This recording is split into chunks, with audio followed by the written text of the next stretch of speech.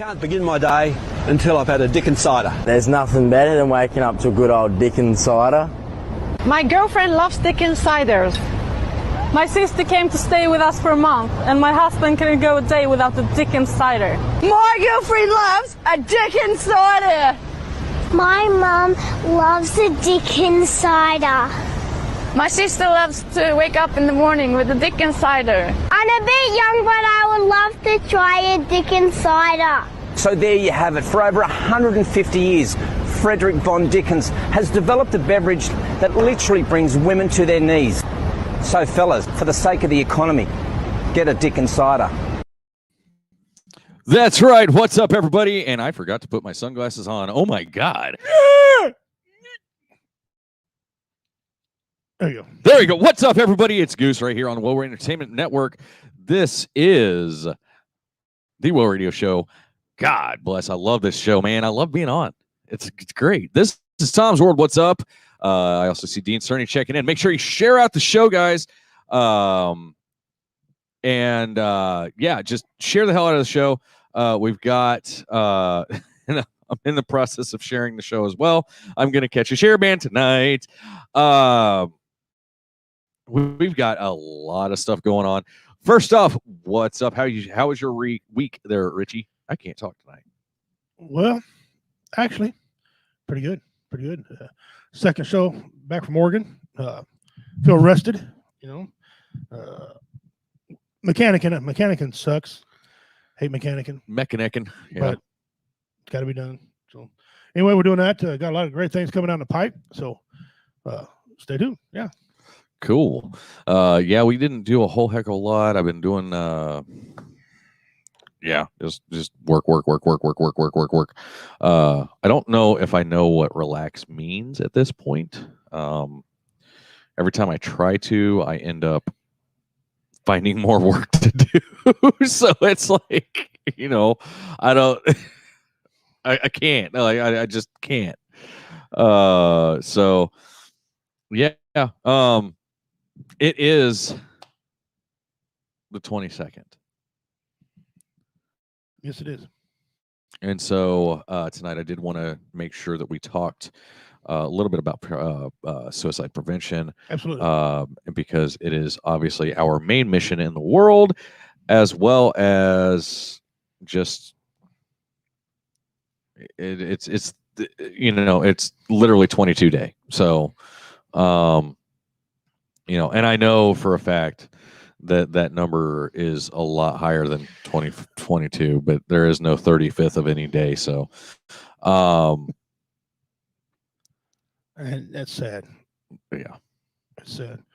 I've been reading, you know, it's in the 30s as well. And I'm sure when the new documentation come out, we're all going to be shocked and stunned. But 22 is what we're working with right now. That's the official number we have right now. Although you and I have seen being in the 30s before the pandemic even started. Oh yeah, we've read articles. So yeah, well, and it's terrible, is what it is. You know, and it's one of the things I despise that number, and I was almost one of those. So you know, I was almost part of that number. And it's one of them things that I just I can't stop.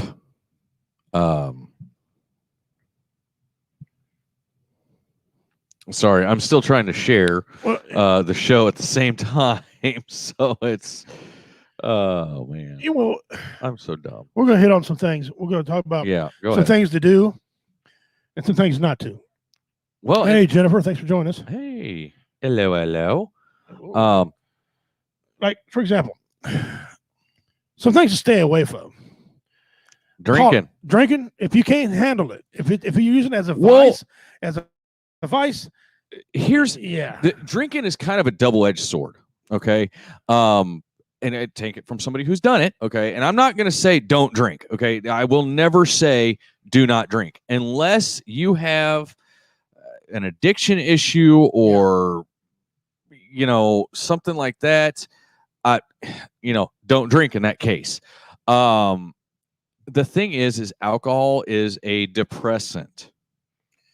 And so if you are already depressed, it's a really good idea to put more depressants in your body. Well, here's the thing. I got people that would disagree with you, health professionals, that say it's a stimulant. But it's not. It has been proven to be a depressant. Right. The counter to that is why if it's depressant, why does it make everybody want to get spin their tires and get all rambunctious and fight? It stimulates your body to do that. Dean actually brings up a good point. Whenever the doctor, especially at the VA, asks what you drink, they actually double that. Yes, they do. No matter what, they double that. Yep. I literally told my doctor that I had a beer on 4th of July 2 years ago. And he goes, well, you might have an alcohol problem.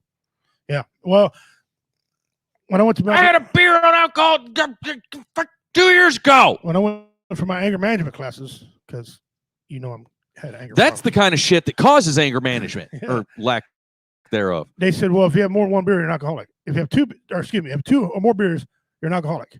I said, I'm not an alcoholic. I'm a social drinker. They said, what the hell's a social drinker? I said, I'm drinking, listen, with somebody or by myself. A social drinker. They didn't think any of that was funny. They had zero sense of humor. But doctors tell you two beers cleans out your kidneys. So you got to be an alcoholic to have clean kidneys. They tell you that because a lot of people don't like alcohol. When actually alcohol does have some good qualities, like marijuana. Wine, hey, it's in the Bible. Jesus, put water in wine. If it's good enough for JC, it's good enough for me, right? Well, but see, the thing is then, and they talk about, what is it, a glass of wine every so often, whatever it is, and I think it's red wine, not just wine in general. Red wine, yeah, red wine helps with heart disease issues. Yeah. Which okay, cool. I'm not. And by no means am I bashing alcohol in any way, shape, or form. I will not, because from time to time I have been known to partake in a drink or two. 4th of July's coming up. Hey. I might have a drink or two. I will. Now, I don't particularly get drunk. I don't like being around drunks, and so I avoid it. Right. So it's there is a difference between Am I muted? Huh? Am I muted? No.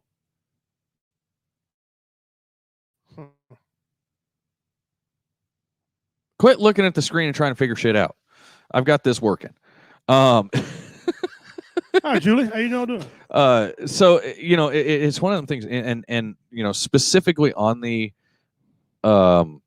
topic of booze, there is a happy medium. Yes. Now, Dean can drink a 12-pack a day, and it doesn't bother him. It doesn't bother his wife. It doesn't bother his finances, and it doesn't affect his life in any way, shape, or form. Great. Drink what you want.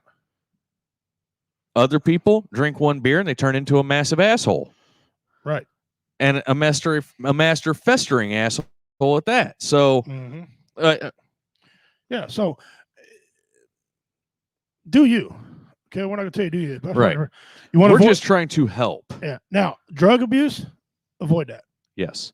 I'm not talking weed. That's weed's got some beneficial things. It usually puts people to sleep so they don't fight. Do you realize how much it would take for you to smoke of weed to actually overdose?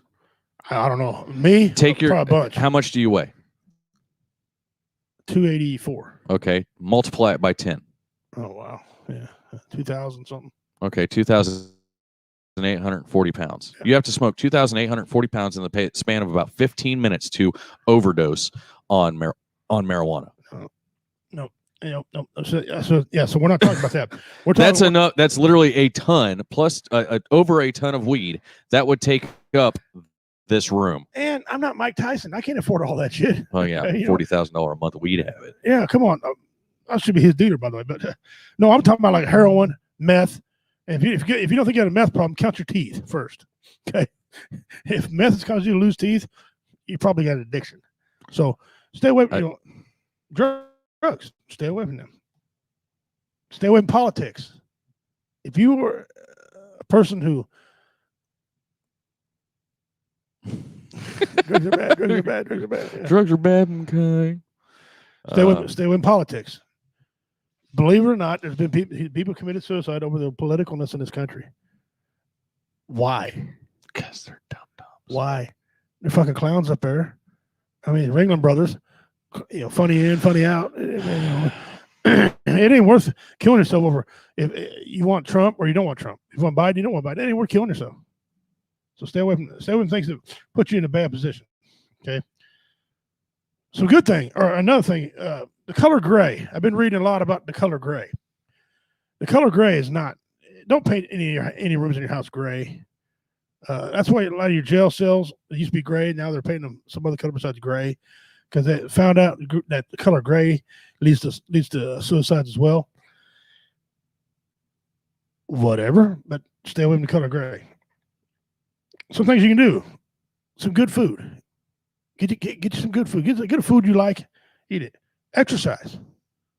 God knows I need to exercise more and have been because of the stupid challenge I'm involved with now. Because I want to keep $100. Get some good friends around you. That's everything. Me and Justin are buddies. Me and Justin can actually argue, disagree, and still be excellent friends. We need each other's help. We call each other. When you talk, we still call each other. And family. Here's the thing. Everybody has a toxic person in that family that you want to throat punch every time you see them. Don't go around that person. Stay the hell away from that person. You got good people in your family like you. Hang around them. You got to do some separating. Right. Well, and see, the thing is family isn't always blood. That's a fact. Okay. Family is not always blood. Bob Marley amount. I know. I'm trying to avoid that.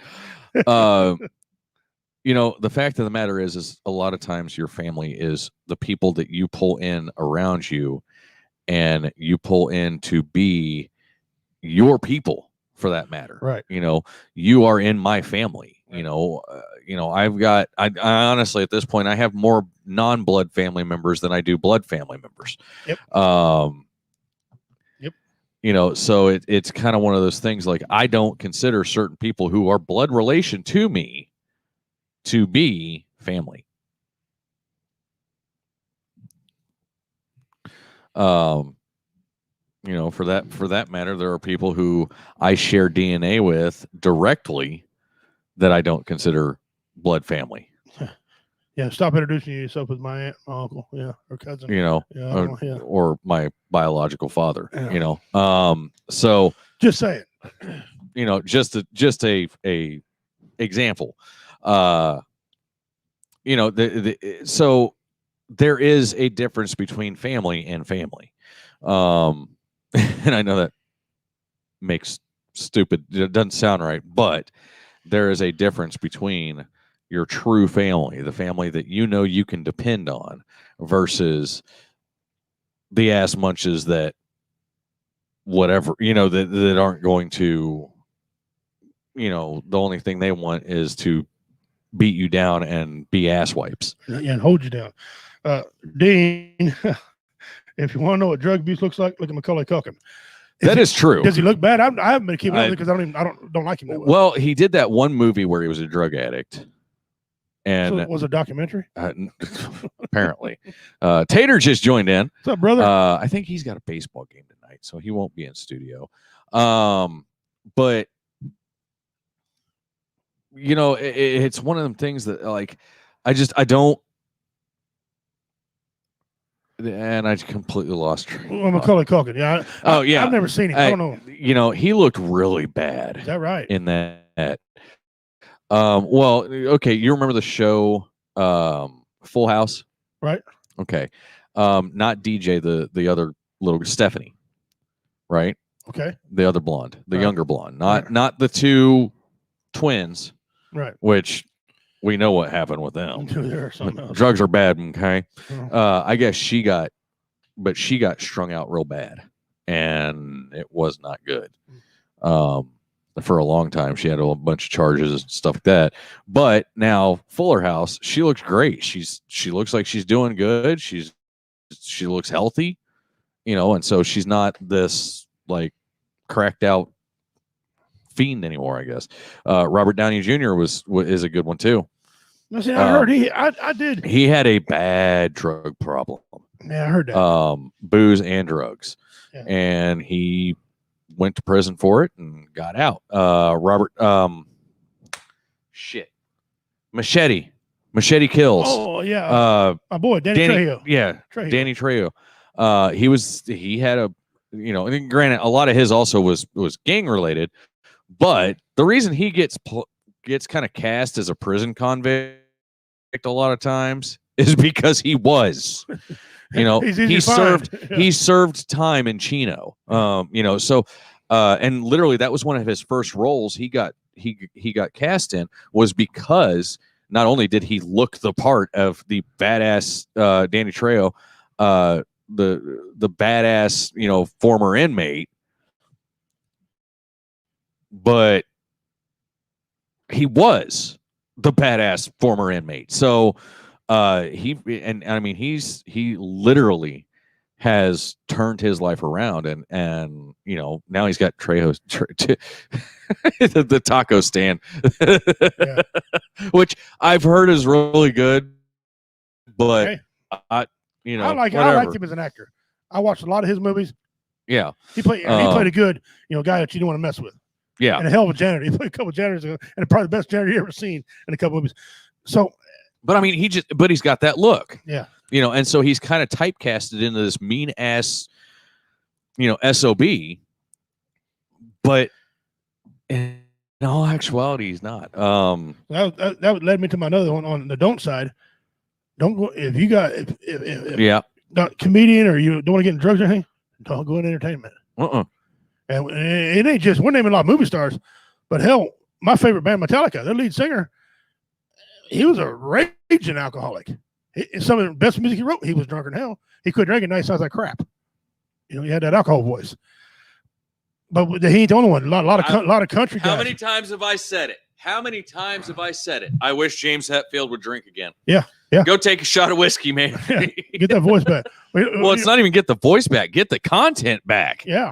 You know, like Waylon. That ultimately what gave Waylon Jennings diabetes. Is the fact he was Larry Olmstead, how you doing? Hey, brother. How you doing, friend?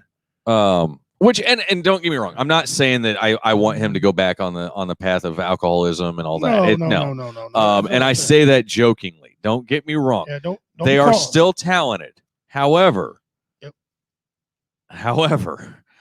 their content of music, they need to like hire some writers or something to write some better shit. Or just quit. Yeah, perfect example of what drugs and alcohol can do to somebody. Ozzy Osbourne. Thank you, Dean. You know, Waylon, he ended up losing a foot. He lost a foot before he lost his life to diabetes. Yeah, okay? And that was booze. Bo Cephas, he had to quit drinking. Yeah. Hank Sr. Johnny Merle, Cash. Johnny Merle. Johnny got clean too. Johnny did get clean. But good for Johnny. Merle got clean too. Merle went to jail. Elvis. Well, yeah. Willie. Willie just hold on.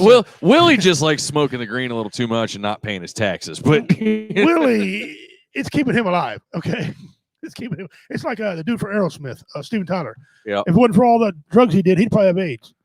Yeah. Okay, so Keith Richards. I mean, nuclear apocalypse is going to happen, and it's going to be Keith Richards and a cockroach left out. And maybe Ozzy.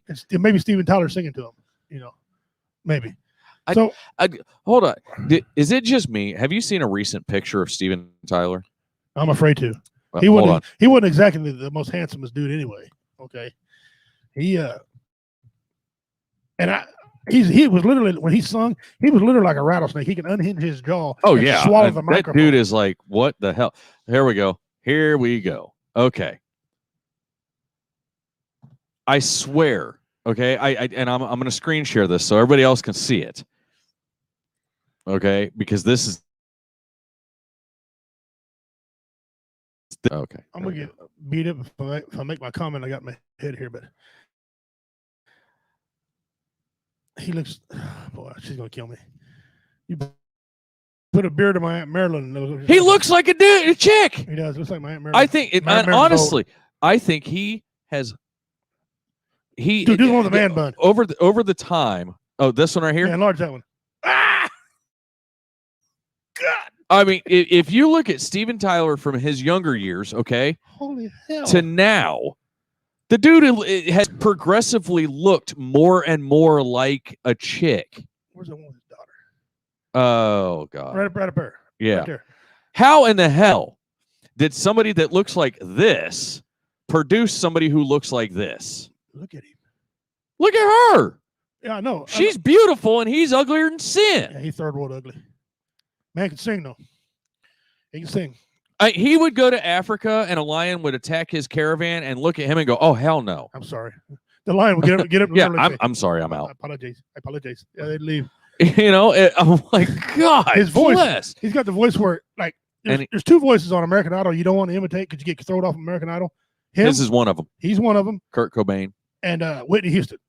All the women try to do Whitney, they lose their ass. Okay.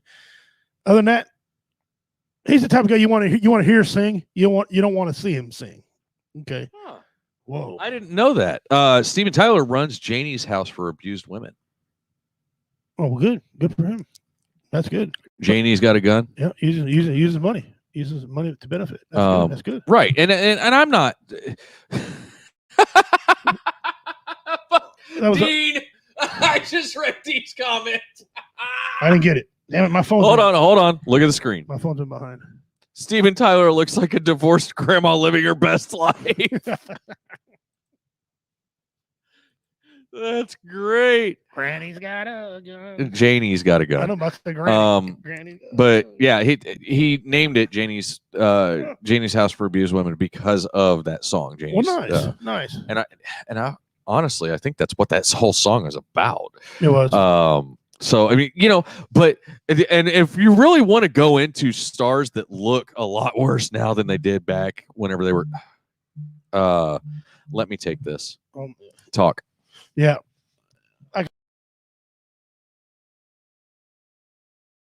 So a lot of your celebrities don't go into entertainment if you're a weak person, because you will get caught up in drugs and alcohol.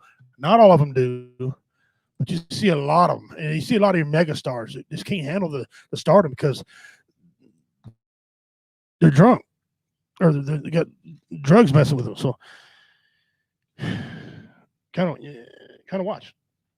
Something else you want to make sure. I said politics. Well, and politics can.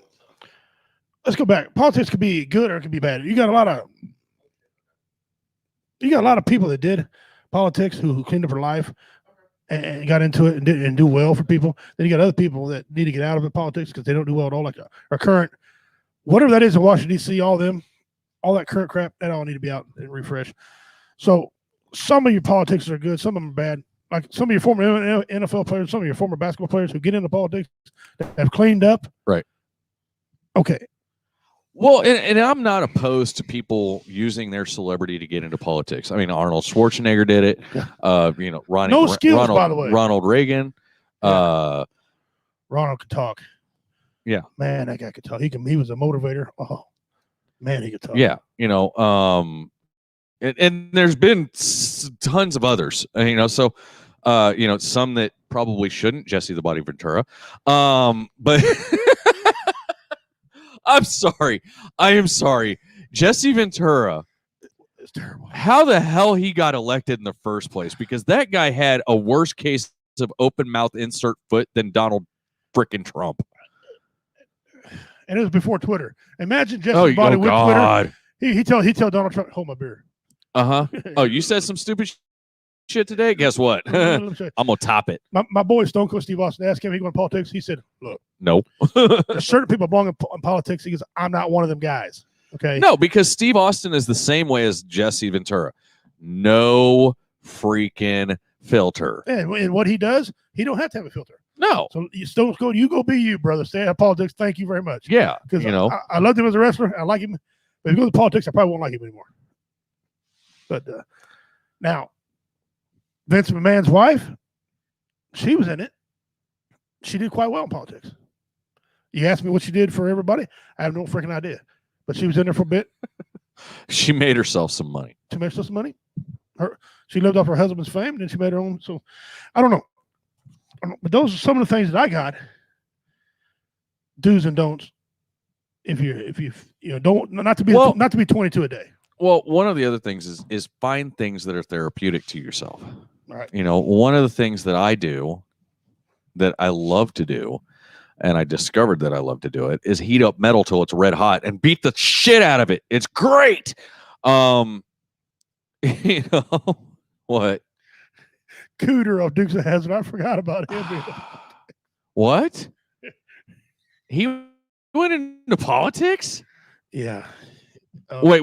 The old Dukes of Hazzard, like the actual Dukes of Hazzard, or the Cooter from the actual Dukes or of Hazzard. the crap that Johnny freaking what's his nuts from Jackass did? That's called Dukes of Waste of Time. Okay. The actual Dukes of Hazzard. Yeah, Cooter. Yeah, he went in there. That's that. Wow. But I've got the forge. There's something therapeutic about heating metal up to red hot and banging it into something. Taking something that has really no, it's got a form but no purpose, or has an old purpose, and turning it into something with purpose. And that is usable. And so, that's one of my favorite things to do. I know Dean is big into trains. I cook. I've got a lot of different things that are therapeutic for me. So it's, it's kind of I'm one of those weird people that, I can, depending on my mood for that day, literally going out, getting on Sally and mowing the damn lawn. Yes, I named my freaking farm all tractor that tries to kill me Sally. But I love it because I can get out there, I throw some tunes on the phone, stick it down in my pocket, throw my headphones on, and I just do, and I'm good. It's almost like the all is well in the world. Right. Right. So some people find religion therapeutic. Fine. If that's your thing, go for it. I'm not gonna get your religion on. Yeah. If you like Buddha or Krishna or God or the Great Spirit or Confucius, he say, man who stand on toilet is high on pot. Nostradamus, whatever. Nostradamus. Who cares? Right. Figure something out that gives you joy, that brings you joy. Right. Richie loves to do the woodworking thing. For the longest time. Drywall. Yeah. I didn't like to hang it, but I love to mud and tape it. Yeah. For some sick reason. The finish work. Yeah, for some sick reason. Everybody talked to, man, I'll hang it, but I ain't finishing it. I was the finish guy. I loved it. It was my therapy. MMA. But see, on the same note, that finishing is you're taking it from that rough, kind of formless, and making it smooth and workable and paintable and usable. Right. And I was one of the best around at it. So I enjoy doing it. MMA. I loved MMA. I'm still trying to get MMA. You're constantly, we're not fighting. Yeah. I don't know how many times for Warrior Fest are we getting a cage? You're like, no, we're not getting a cage. So now Justin and I talk about Warrior Fest, by the way. First thing he says, we're not getting a cage. Yeah, as soon as he brings it up, no cage. No cage. But there's reasons for that, and I've explained it every damn time, and he still can't get it through his thick ass skull. So I went back to comedy. So I don't do construction no more, but I went back into comedy. That's what I like to do. I love to. You don't do construction unless you microwave cookies. No, it cost me construction. That's what the hell that does. And listen, you're the only guy I know that paid $54,000 for 6 cookies. Okay, $54,000 for 6 cookies. Top that. All right, top that. Well, or don't DIY tonight. So it's one of those things, and and don't get me wrong, I have other things that are therapeutic to me too, and I haven't mentioned those yet. 2 of those live at home with me. And those are the little rugrats running around. Oh, I was going somewhere else. I thought maybe you had a couple of dogs you like better than and honestly, those boys, it doesn't matter how much little freaking assholes they can be, they still, at the end of the day, give me a reason to get up in the morning, as well as show wife. It's one of those, if I didn't have those 3, I don't know where the hell I'd be. But they challenge me, and it's one of those things, and it's funny because I've actually started learning to forage. Pimp be like, I did it all for the cookies. Yeah, the cookies. I've started learning to forage. I started learning to forage. Forage. Forage. You should know how to forage. And forage and forge. Two different words. Yeah. I'm learning to forage, and my boys are learning with me. I'm learning to forge knives as well as other stuff, and the boys are learning with me. We're actually going to start working on learning some natural ways to obtain water for the house, as well as the garden, and the boys are going to learn with me. So it's one of those crazy things that, I take this whole dad thing. Especially since Sunday was Father's Day. So happy late Father's Day to all the dads out there. And a very special happy Father's Day to all of the bonus dads out there. Yeah. I don't like the term stepdad. No, not my house. Them are all my kids. Yeah. I'm their dad. That's what they say. But it's funny because normally I put some post up on Father's Day, but it's great that when I'm going out, like I've been doing some flooring and stuff. And so Matthew wants to help out and Brantley wants to help out. Dean, my wife works 16-hour days. I've learned to forage too. No, I actually, and I'll tell the real quick story about that here in just a second. Let me finish. But this whole dad thing, like, when I was younger and whatnot, I didn't think I was going to be a good dad. I just didn't, and even whenever my two youngest came along, I didn't think I was going to be a good dad. I just didn't, I had a shit example growing up. And I was like, I hope I just, my whole thing was, I hope I don't screw them up. And,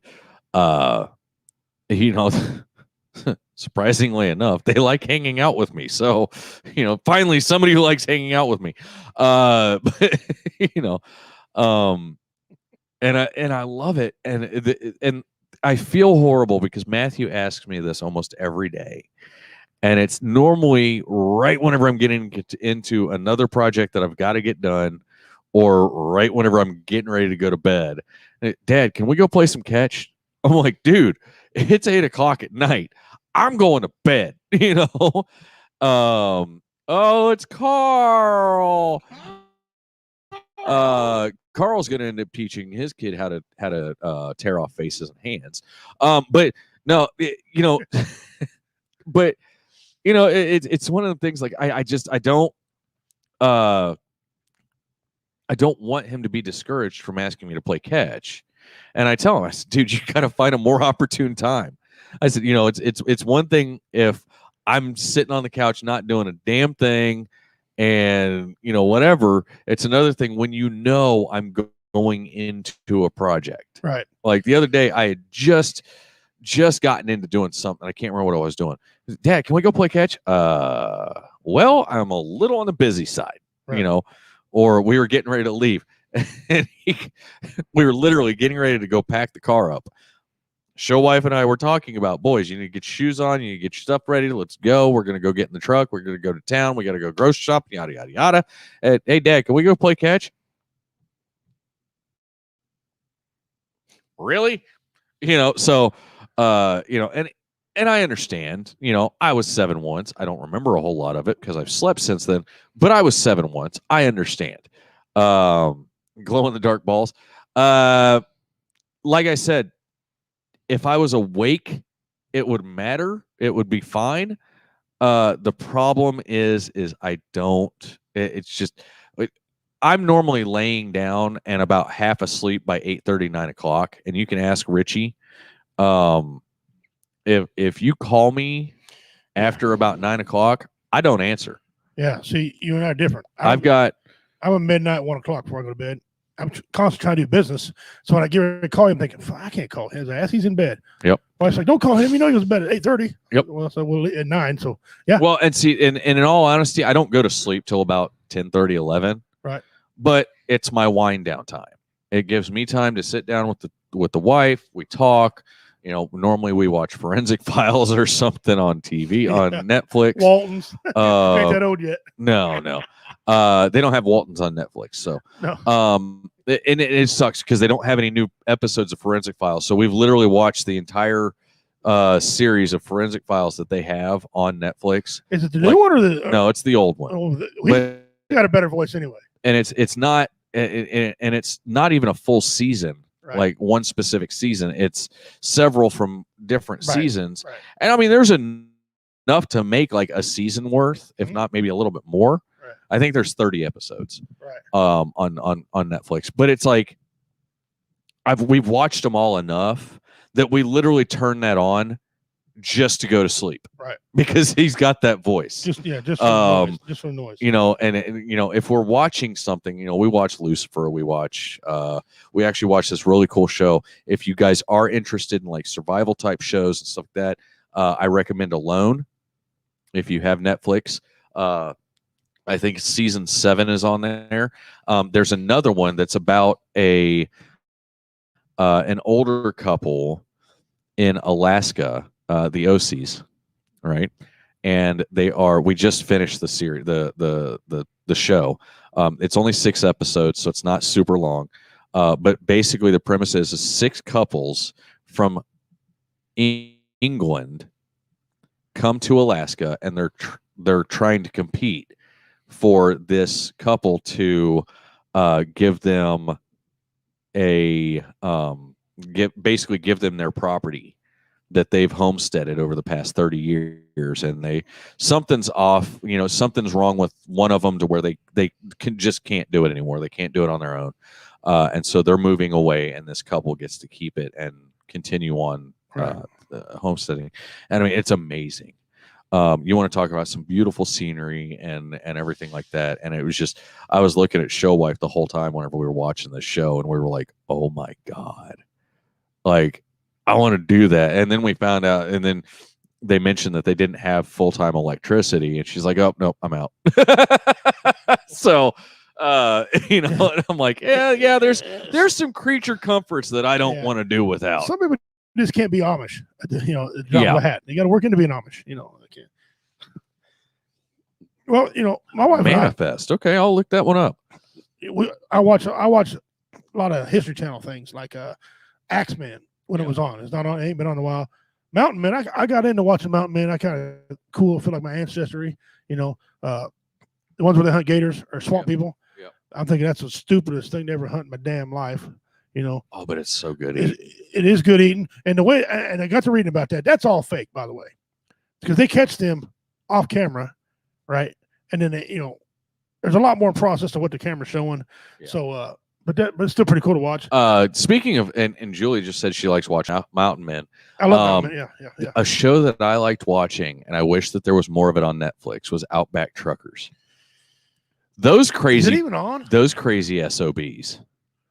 Okay, you talking about Outback or Ice Road? Outback. Okay. Yeah, it was the Outback road train guys, and oh my God, some of the crazy shit that Okay. I mean, going, you know, there's this one guy that just, his specialty was going out into the bush, and I mean, roads that weren't even roads by Missouri standards. You know, I mean, these things were more like cow trails that he was driving this big rig on, and I'm going, oh my God, and then getting stuck and, you know, all the crazy stuff like that.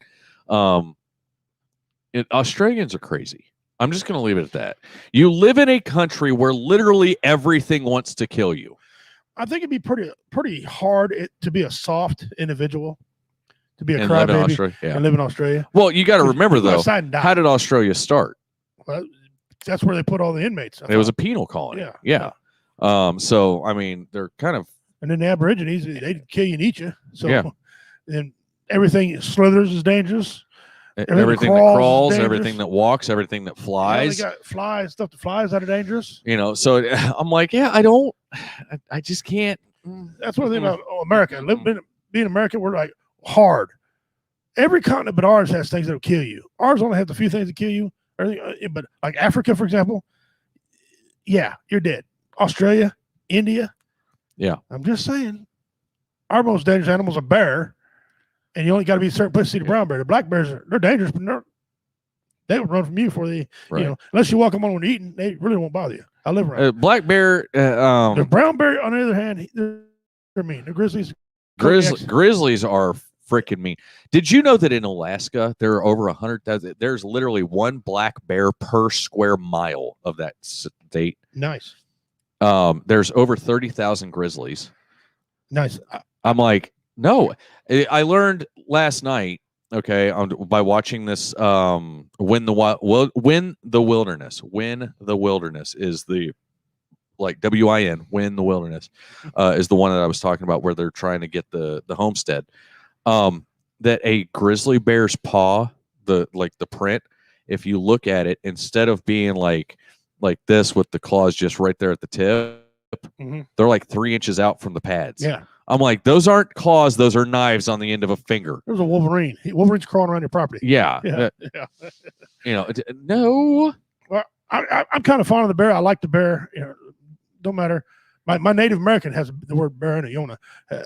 Wise bears. That's my native name. So I'm kind of fond with bear. I thought it was wise ass. Well, my real native name is Wise Bear. But so I'm kind of fond of bear. I like bears and wolves. But over in American soil, yeah, what kind of Pro tip for bear hunting: always hunt with someone you can outrun. Hey, Richie, you want to go bear hunting? Yeah. Yeah. I don't remember what show I was watching, but he goes, "I don't have to be faster than you. All right, so I don't have to be the fast guy. I just got to beat you faster than you." Yeah. So and it's, I've really started to enjoy this outdoors type stuff that I'm learning. Yeah. And back to the therapy thing, because it's one of those things, like, I've always had kind of a connection with nature, and that I never really knew where it came from or anything like that. I just knew that I really liked being in the woods, outside, by myself, a lot of times out just walking around. And my biological parent, father, said I was weird for it, whatever, because when I lived in North Carolina, I lived in an area that was known as the Great Dismal Swamp. Okay. And so I'd go out and walk the land behind my house and behind the church that we went to all the time. And it was all just swampland and marshland and whatever. I mean, it was wooded, but there was a lot of areas that I had to either jump or whatever. And I loved going and exploring. And I don't know how the hell I never got lost, because I'd never take a compass in. I'd never take a map in. I'd just start walking. And then I something might catch my eye and I'd take off that direction, and a lot of times it was one of those, I'd only get a mile or two away from my house, but in heavily wooded area, a mile or two, that's a long damn way. It is. So it's just kind of one of them things. Like I never really got lost. I'd always be able to find my way back, from wherever I was. And I always knew that if I walked for, 10, 15 minutes this way, in one direction, and I turned and walked 5 minutes another direction, I knew that if I went diagonal from that, I could always get home, and it would put me within, damn near eye shot of my house. So it's the outdoors has always been a big part of my life. And so learning how to forage and how to identify plants and stuff that I possibly could eat, and pick and bring home and cook for the family and not kill them, is something that I think is something that, and I know this is going to sound chauvinistic as hell, but I think it's something that we as men should know how to do. Right. Not just hunt and fish, go out and find the wild vegetables and the wild fruits out there that are inherently better than the store-bought shit you get, and learn how to prepare them for your family. Right. Or learn with your family members how to do it.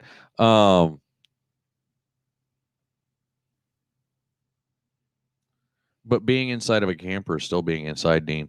So it's one of those things, like there are certain things in this world that I think that no matter who you are, you should know how to do. And, right. it's, not everybody needs to know how to blacksmith or bladesmith. That's kind of one of the things. Just whatever. But it might be pretty handy, right? It's a handy skill to have. It's something good to know. Not everybody needs to be a carpenter. Having basic knowledge of carpentry skills just in case something breaks, yes, but you don't need to be a master carpenter. Not everybody needs to be a plumber, but you should have at least a basic knowledge of how to unclog a damn drain. Right. If somebody comes to me and goes, "Hey man, I don't know how to unclog my toilet," first I'm going to laugh at them, unless it's like their first ever house and they never learned. Because there are people out there that they've given everything. Right. But now, as far as I'm probably going to laugh at you if you don't know how to use a damn plunger. I'm going to laugh at you. I'm sorry. It'll be an involuntary response. Wouldn't that be one of the things you shouldn't ask somebody to help you do? Should it be one of the things you'd stumble through to figure out? What do you mean? I'll figure this out. No, I don't need. Don't call Justin. I got this. I don't need Justin right. over here. I got this. Ain't that one of the things you should just? Yeah. What's the old term? You fake it till you make it. Yeah. Yeah. Now, one thing you don't want to fake it till you make it in is electricity. Okay. No. Okay. I don't mind doing wiring and wiring a house and doing breakers and all that stuff. I won't mess with like the 200 amp service and coming into the house. I will mess with the 110 outlets and all that stuff. Now, with that being said, if you don't know what the hell you're doing other than, then don't do anything else. Yes, leave it alone. Call somebody.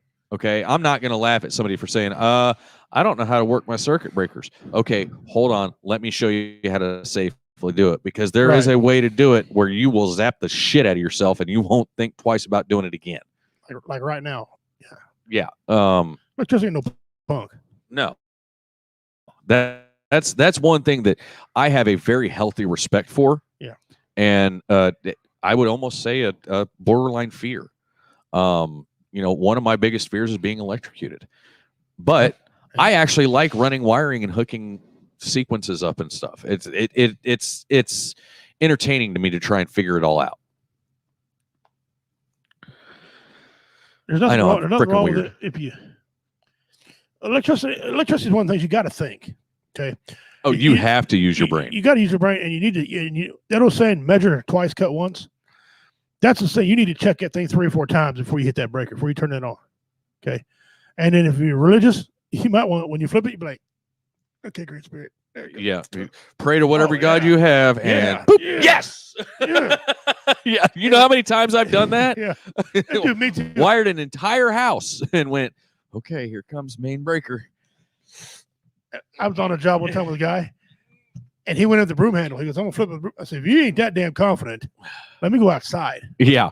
Let me run. If you're that Hold on. Let me pull up 911 on my phone and get ready to hit dial. And he flipped it, and it worked. Nothing kicked back on him.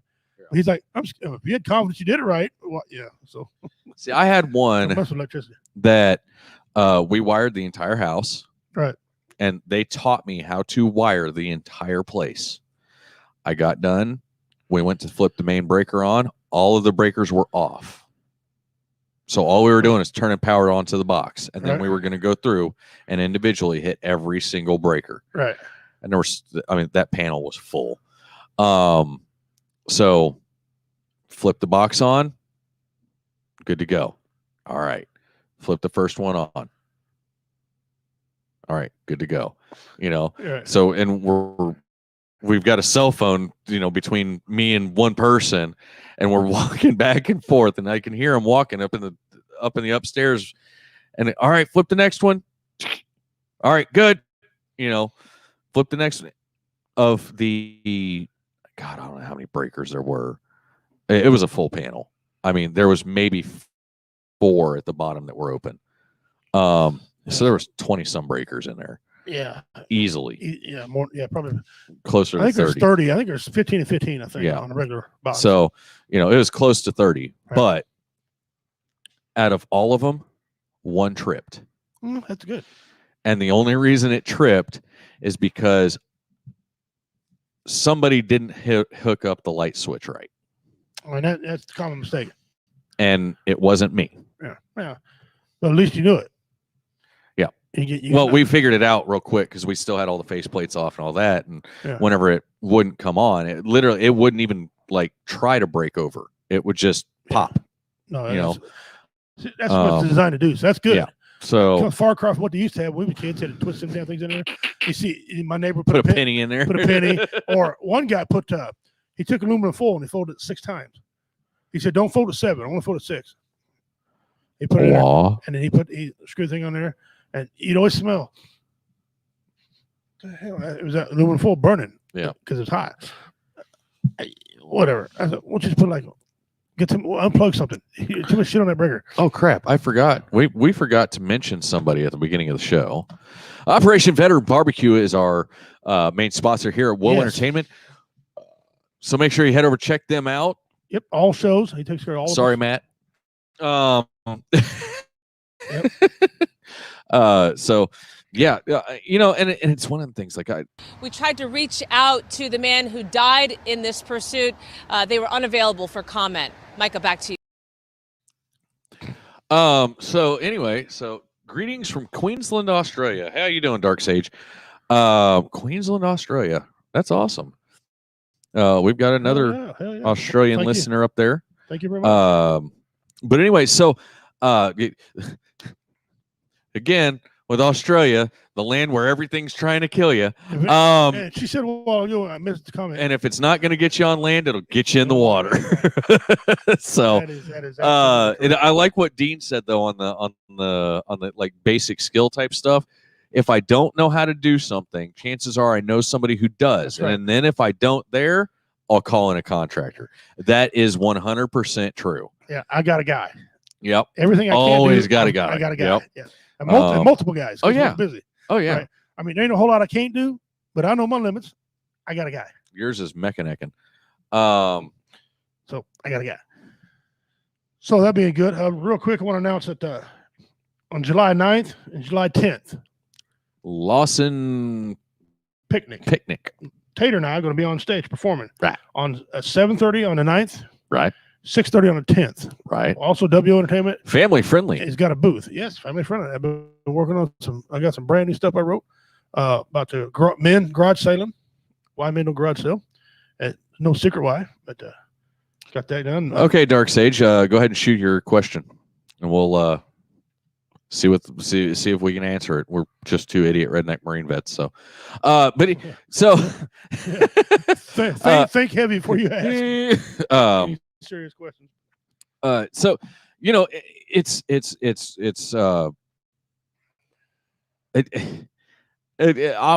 I can't wait to get into this don't DIY because you're going to look at it and be like, what? How does that work? But anyway, so as soon as Dark Sage pops that question in, then we'll go into the don't DIY and all that stuff. Actually, screw it. We've got 3 minutes. Let's do it right now. And we tried to. Wrong one. Boop. That guy still responded yet, huh? Not yet. All right. Yeah, a couple things. That is in a warm climate. There is no winter. I promise you, there's no winter. Also, you park on that, you might want to have a full tank of gas because if you're like real low when your car tilts, it might lean all your gas away from the fuel pump. Probably won't start. Please don't fall down in that driveway because you will roll past the sidewalk. Okay. Skateboarding, that might be fun. Open a garage, come out of a skateboard, hit that thing. Zzz. Hope there ain't no oncoming traffic. Well, and I hope you don't drive a really low car. Oh yeah, you're done. Or up here at the top where where you go into your garage door. Right. Yeah. So Dark Sage says, I'm going to go ahead and pull this down for the moment. All right. I will read. So Good. I'm taking a class on the presidents of America.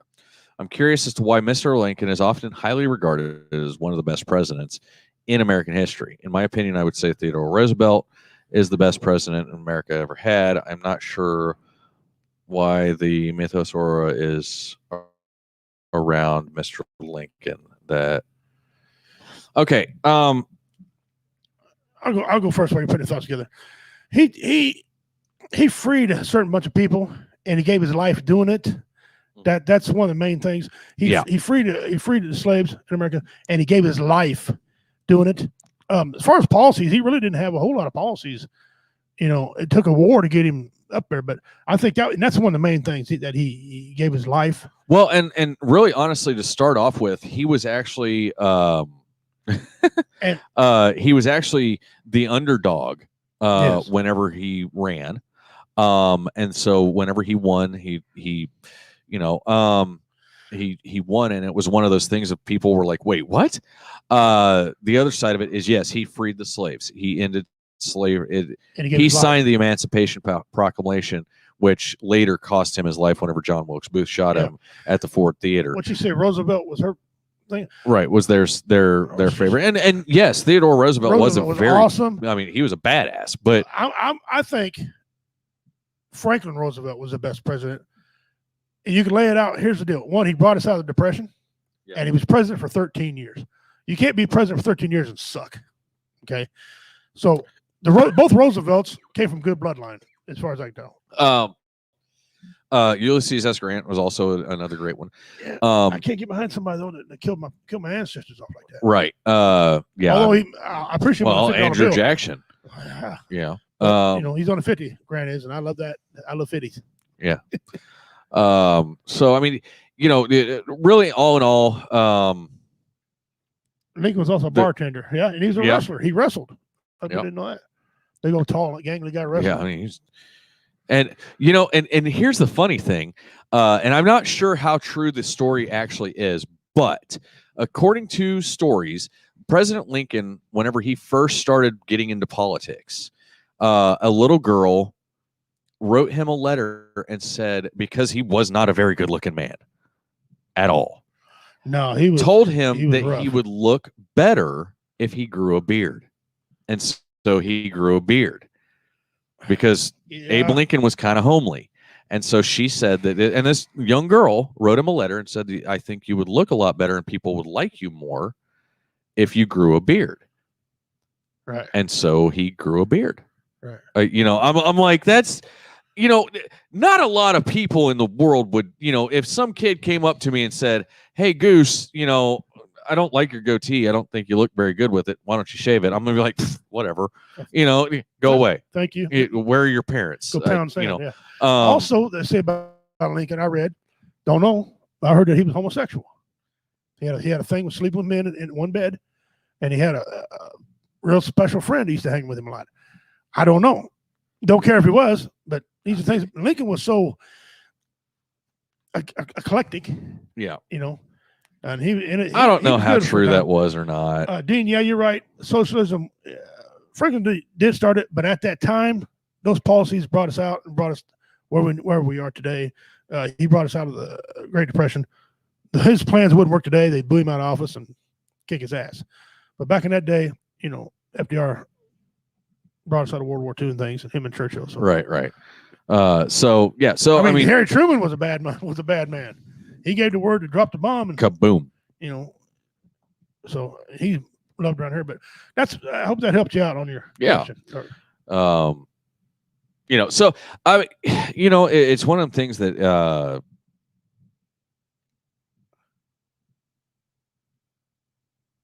Mary Todd was such a honey.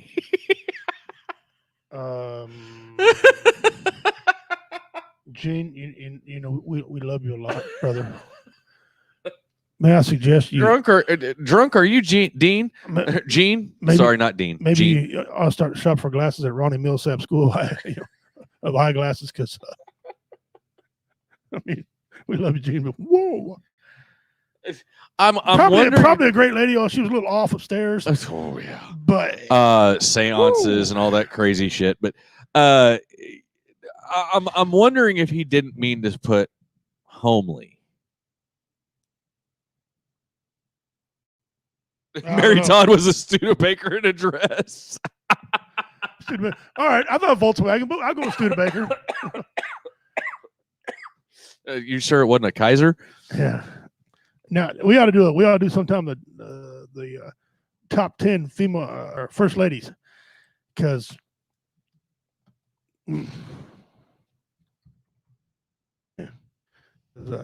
ugliest first ladies. That'd be funny. Anyway, I gave Dean a thumbs up anyway for that because that's funny. Here's the top 10 hottest. All right, here we go. Time for some top 10s. Here we go. Well, hold on. I'm not going to get into this yet. Whoa. You see what number 11 is? Yeah, hell no. Oh, I'm about to get riled the hell up. Oh, hell, okay. Oh, son of a! I'm about to, look who made number 21. I'm about to leave.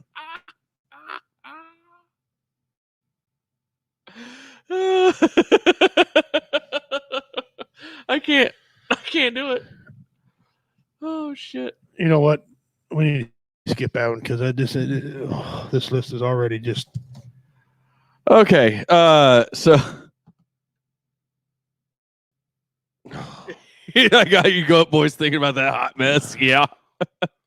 Okay, so the top 10 hottest first ladies, according to the top10s.com. Our favorite website. Yeah. So just so you know, Michelle Obama comes in at number 11. Hillary Clinton made the list at number 21. In her day, Hillary wasn't too bad. But number 11?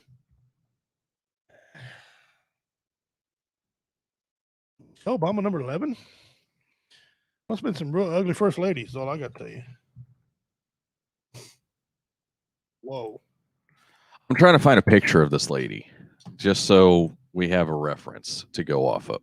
Okay. All right. The number 10 hottest female, the number 10 hottest first lady, Julia Tyler. That's a picture of her right there. She's a very beautiful woman. Okay. There's an actual photograph of her. Okay. So, yeah. Number 9, Grace Coolidge. Grace Coolidge.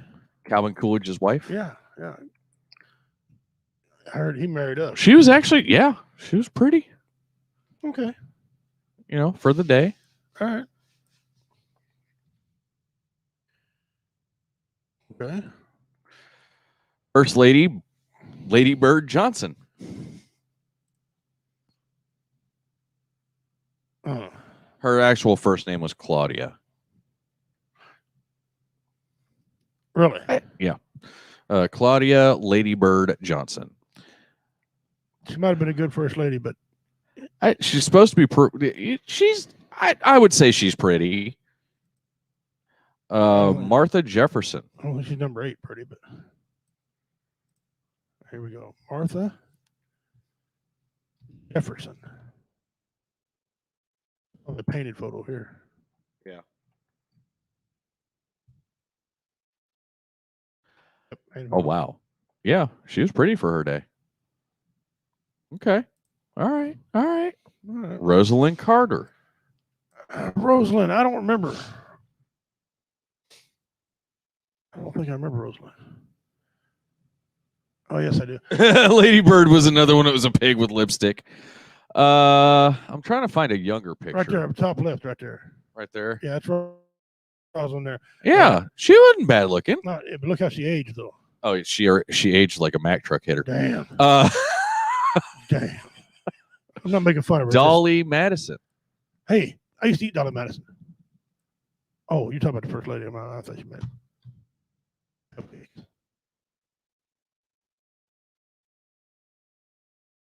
James Madison's wife, correct? Yes. Okay.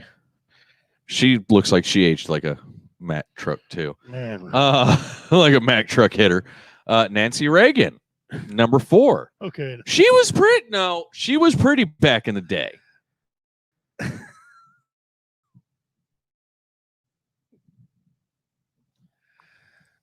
Okay. What? I've never, in my life, President Reagan's wife has ever been. I didn't say she was gorgeous or hot. I said she was pretty. There is a difference. Huge difference, yeah. Pat Nixon. I don't agree. I don't agree. I can't agree. No, she might have been a nice lady, but she looks like a. I don't know her. No, I don't remember much about her, but I think she looks like a certifiable yeah. Yeah. Well, she was married to Dick Nixon. Tricky Dicky. Yeah. Watergate, you know. Okay, number 2, Melania Trump. Melania and I are going back to the White House. Melania. Okay, I'm sorry. She married him for the money. Yes. Yes. I'm. We're going to establish that. I'm right not now. gonna. Right now, establish that. Lay it down. Don't get me wrong. She is beautiful, but she is so far out of Trump's league. She's stunning. Yeah, no. Kick your coverage. You don't out kick your coverage. He bombed his coverage. He went. Yeah. I mean, he went into the next stadium. But I guess he got $8 billion freaking dollars. Right. They say money can't buy happiness. Okay.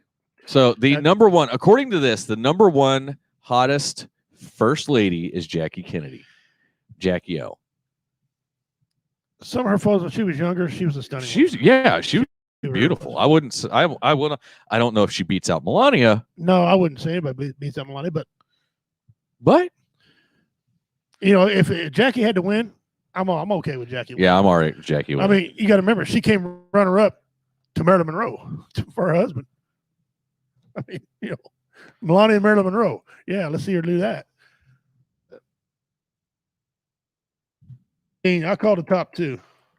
Oh, top 10 ugliest first ladies. Here we go. All right. Gene said no on Miss Carter. Yeah.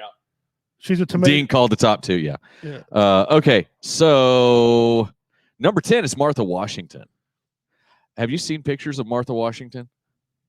I have not. The painted pictures of her? I might have had, don't remember it, but I've seen pictures of George. George ain't exactly no. And George, yeah. Yeah, there you go. He not kick his. Oh Lord! But see this picture right here, this one right here, the one with not white hair. That's a granddaughter, isn't it? Apparently it's supposed to be her. Oh, but because right here, bad. I apologize. First Lady Martha Washington. I'm like, God damn. I apologize. She's actually not bad looking. But you look at this one right here, and you're like, oh, okay, nope. Number 9, Mary Todd Lincoln. There you go, Gene. There you go. These are the ugliest. 9 from the bottom. 9 from the bottom. Number 8, Hillary Rodham Clinton. Wasn't she just 20? She was 21 on the hottest. Number 7, Nancy Reagan. I don't think she's ugly. Even in her younger years, she wasn't ugly. No, she wasn't ugly, but she's a hard 7. Yeah. Ida McKinley, number 6. Ida McKinley. I'm gonna look this one up. I've seen different photos of her. A couple of them are like, hopefully it wasn't new.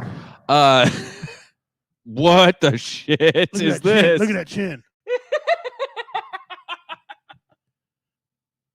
Look at that side profile. Looks like she's being a mugshot right there. Oh shit. Kathy King says hi. This woman is damn. If you're damn and just own it. Okay, just own it. And apparently she did. Look at her pose. Yeah. Margaret Taylor.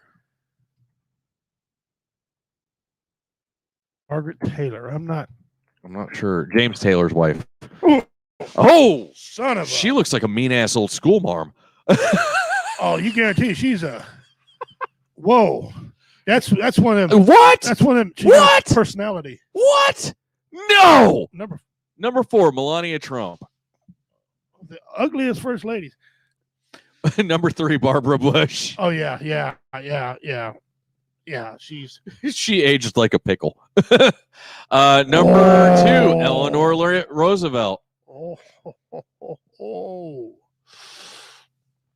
She wasn't the best looking woman. No, she wasn't. All right, I'm going to give, if somebody Barbara Bush. Barbara Bush, number 3. Yeah. Melania Trump. I can't believe Melania Trump. Somebody put that on there just to be a troll. Yeah. Okay, so if somebody in the next minute can put in there who the number 1 ugliest first lady is, I'll give you 10.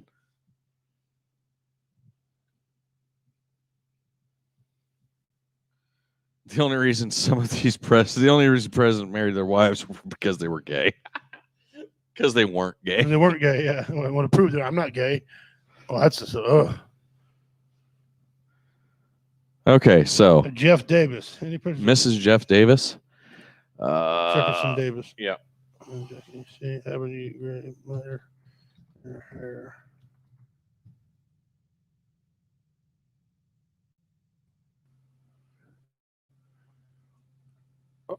Oh no, which one? Verena Davis right there. Oh. No. It's common. I don't. It's hard to get an accurate. Mary Todd was actually, where was Mary Todd? Mary Todd was number 9. Yeah, number 9. She should be 8 because Melania Trump shouldn't even be on that damn list. I swear to God, if they got Jackie Kennedy 1, I'm gonna throw something to the damn computer. Because Did you see it? Yeah, because I'm not. This website's all kind of. At least they got this one somewhat right. Come on. I know Dean's thinking it. He's just too afraid to type it. Put it in, Dean. Go ahead. Put it in there, Dean. Because it's what's on the list. Don't be afraid to say it. Come on, Dean.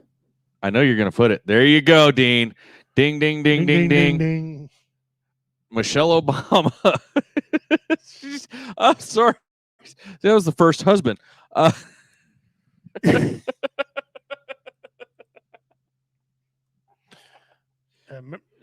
Mary Todd still is.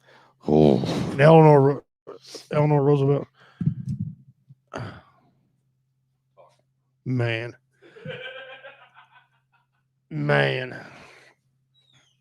So we'll take a break for the top 10 so they can't step out. Let's do a trivia question. Everybody get ready for a trivia question. This is worth 10 entries into the Mystery Box Challenge, which we will be giving away November 6th. And I got a meeting tonight, and we should be having some information on a venue to get this thing started. We have 7 comedians on board to do this. We're going to get our band. We're giving a car away that night to a veteran. We're going to pay for his licensing, and we're going to give him a Thanksgiving dinner. I say him, I mean her, either one. Give them a Thanksgiving dinner sponsored by Operation Veterans Barbecue. Matt Brooks, Hotboxing with Matt. He has a show on here. He will be coming back right now. He's on a personal hiatus. He will be back. So that's November 6th. And man, this is a big event. We got American Legion involved in this deal. We got one of the local restaurants involved in this deal for a venue. Like I said, I'm either going to have Reality Becomes. I need to talk to them, or I might go with Mixology. See which one wants to partake in this. Around this area, Mixology's got a huge name, and so I don't know. Anyway, we got that coming up, so stay tuned for that. Exciting announcement about that. All right, here you go. 10 entries in the mystery box. 10 entries. Name America's first serial killer. Name America's first serial killer. That's 10 entries in the mystery box.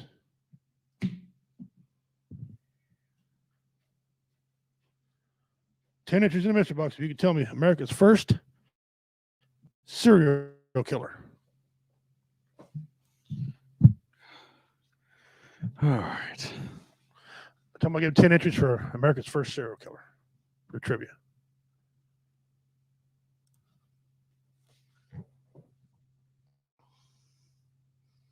Okay, I've got to get that. We'll go back to that. We got to do. I've got to give Dean his 10. Yeah. For the Michelle Obama. That's the damnest list I've ever seen, man. You got Melania on there is one of the ugliest. Yeah. Somebody, ignorant on that. Dan Sickles. No, not Dan Sickles. No.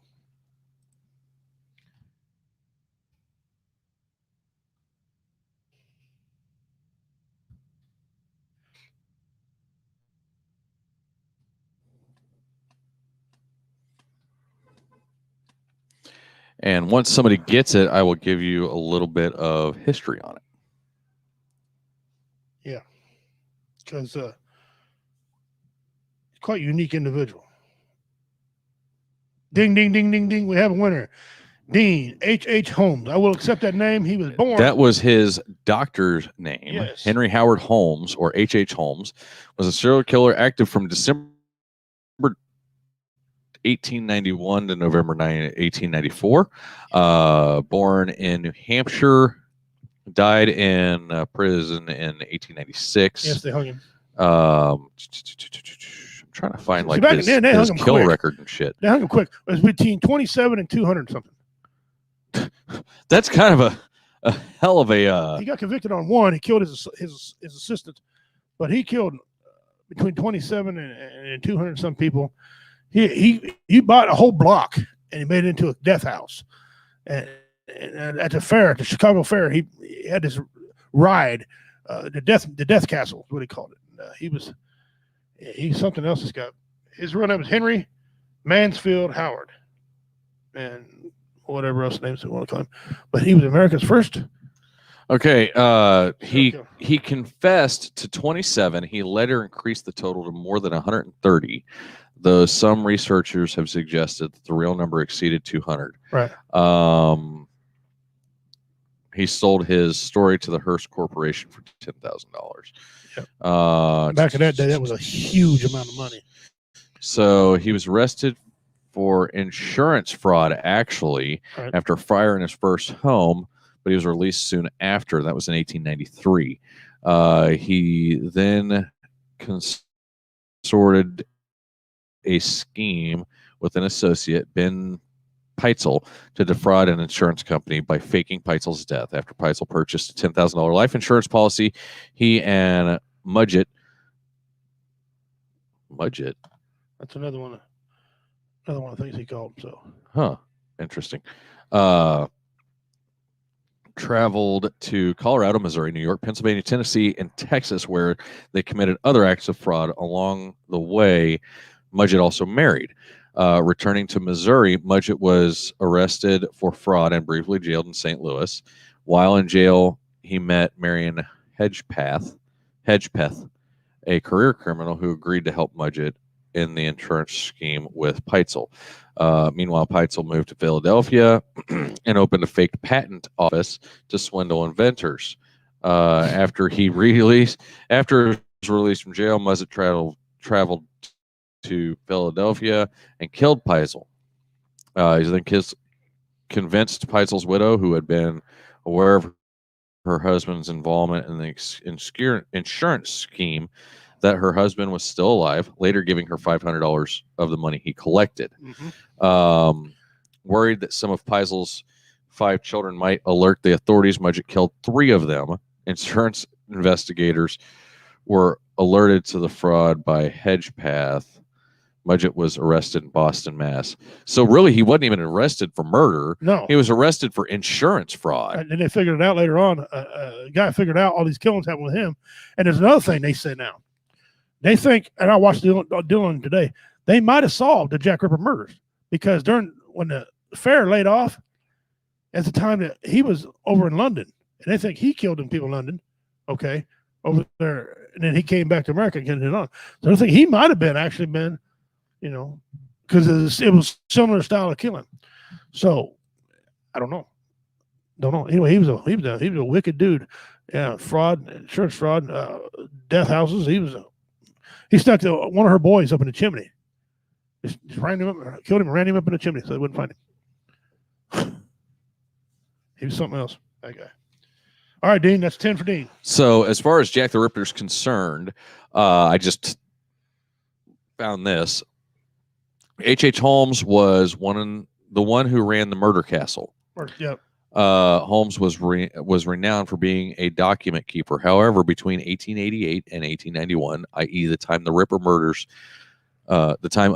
murders, Holmes had no documents, and there was no trace of where he was. Despite beliefs that the Ripper was a messy killer, he was methodical with his killings. So like he was, and he had a doctor's background. And what was the ones the Jack the Ripper was? They always thought he was a doctor. So they think maybe that he was a Jack the Ripper guy. So that's interesting. Good job, Dean, on that. Way to go, brother. Guys, share this back out, and we got a little over 30 minutes left to go on the show. We still got some more stuff we want to cover. Some more top tens. I mean, the Pimp's Pet. Well, see, and here it says the Jack the Ripper's real name was Aaron Kosminski. Until the writing of this article, was an obscure name of a Polish immigrant in Britain. Yeah. Who died in an asylum of gangrene of the leg. Yeah, that's the guy. But they never pinned nothing on him. Never had no evidence of nothing on him. That's just somebody they picked. See, that's right here. The evidence that proves a shawl found in the body of Catherine Eddowes contains forensic stains has been used to identify the killer. Huh. Okay. So see, this is saying that it's this Aaron Kosminski guy that died in the asylum. Right. But garment of clothes, how reliable is a garment of clothes? Especially back then. Yeah. This guy has no way, no doctor training. Aaron guy had no doctor training. He was a barber though. Well, and in that day and age, but in that day and age, barber surgeon. I don't know, cutting my hair. Are you qualified to cut my leg off? Barber surgeons. Nice clean cut. Barber surgeons. Maybe. I don't know. We'll never. That's one theory we'll never know, because we don't have the ability to time travel. Okay, so it's time for Pimp's Pets. Okay. This is a hell of a one, guys. All right, guys. Today's Pimp's Pet is called Himalayan Griffin Vulture, or shortened Himalayan Vulture. Okay. Look at some of these photos that Justin put up here. Look at that crazy ass. Listen, he just looks like he's just nasty. Now there he looks beautiful. Majestic flying across the air. Himalayan vulture is an old world vulture native to the Himalayas and adjoining Tibetan plateau. It is one of the two largest old world vultures and true raptors. It's listed near threatened in the on the USC red list. Description: this is a huge vulture, and right there, you can tell by the picture. It's a huge vulture, and is perhaps the largest and heaviest bird found on the Himalayas. It is the largest of the species in the whatever category that is, seeming advertising large and very method of measuring than it is relatives. Adults have rough and long and pale brown with white streaks. The rough feathers are long and spiky. The heads of these covered down which the yellowish adults, but which the immature vulture. That one photo right there looks like he had eyes and looks like a giant head and looks like he's got a beak coming out of his nose. When actually that's his head and eyes right there. And that's just a weird thing. It's intimidating as heck. The underside of the wing cover is quite pale brown and bluff, being almost white on some species. The legs are covered with buffy feathers, and feet can vary from greenish to grayish to white. The upside is understick pale bluff with tail quills, outer greater covers, and wing quills being a contrasting dark brown. The inner secondary has pale tips. The pale blue facial skin is lighter than the dark blue of its cousin, with the species having a yellowish bill. In flight, the long fingers are spread out, and there is a pale parsnip stripe on the underwing. The wingtail feathers are dark and contrast with pale coverage of the body, one of the best methods to distinguish the species from the slightly smaller griffin vulture. The feathers on the body have pale shaft streaks. That and there's also an Indian vulture that you got to watch for, and a cinnabar vulture.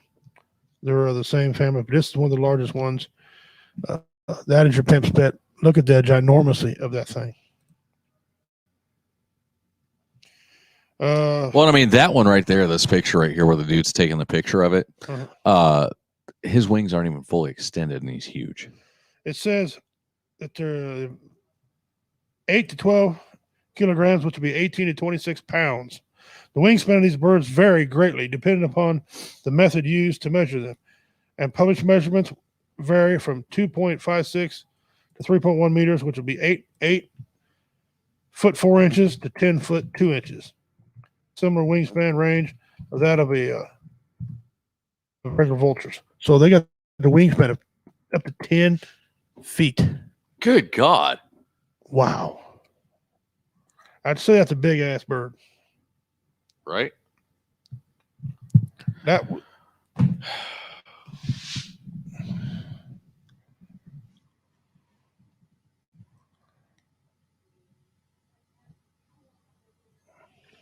I'm trying to find something. Hold on. I like Dean's comment about the serial killer. Doctors are some of the most screwed up people in society. Got a point. What was this guy? Planter? Painter. Is that an A or I? Yeah, painter. Barber. Barbers for dentists. Yeah. Barbers for dentists. Yeah. Jesus looks like they were surgeons also. Looks like my ex with wings. Dean.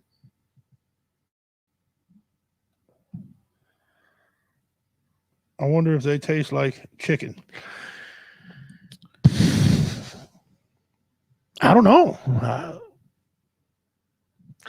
Don't know, because a raptor is a different species. Like goose don't taste nothing like chicken. Turkey don't taste nothing like chicken. Duck don't either. All right, what you got coming up here? Hold on. Let me get it queued up here. All right. So I seen this video. It's 6 minutes long, and it's from YouTube. Okay. All right. So I'm gonna share screen here.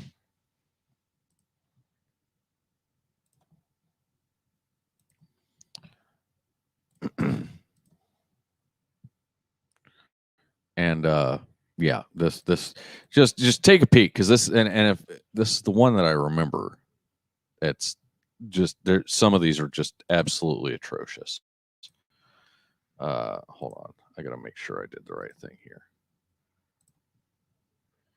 There we go.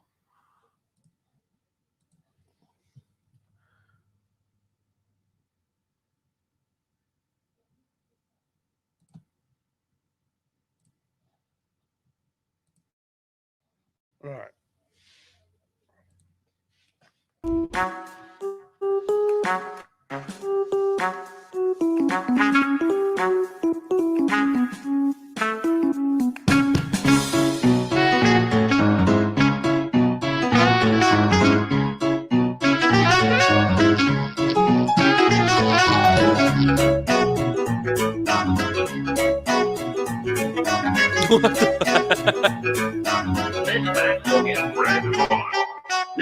Now go.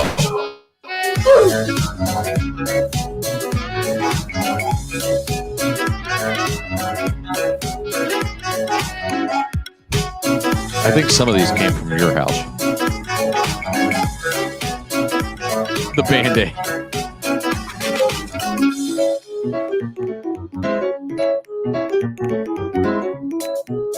Hey, we've had that one on there. Yeah, you've had that one before. Yep.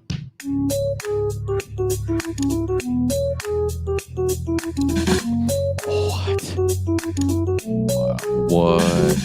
That's on an airplane. That was your airline, wasn't it? What the shit?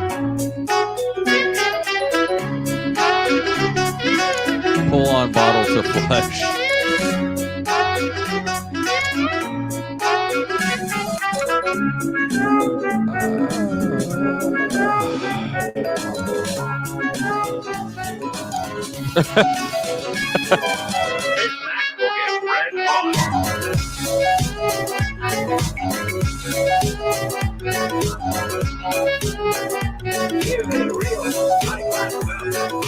Hold the fuck on. Oh, shoot. I hit the wrong button. All right, hold on. Let me get this queued back because I literally just hit the wrong damn button. Nothing right there just messed you all up, didn't it? Yeah. Okay, pause. Okay, now we're back.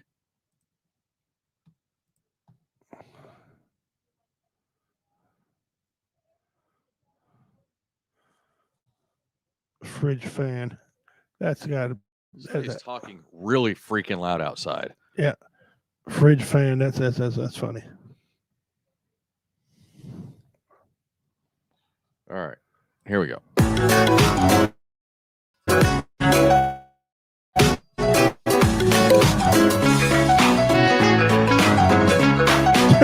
I've seen that before. Turn camera.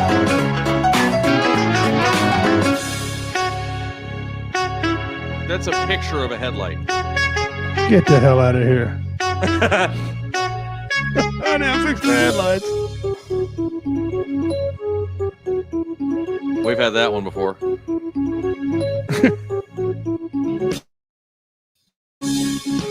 That looks like a pretty good one. Huh.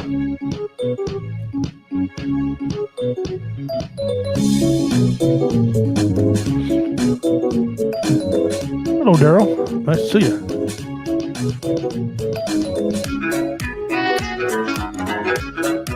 Whenever you have to move everything all at once, right now. We've had that one. Yeah.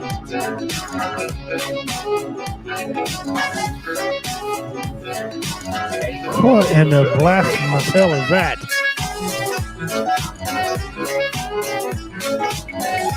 Homemade hot water system. Come on now. We've had one like that. Yeah. That's cool.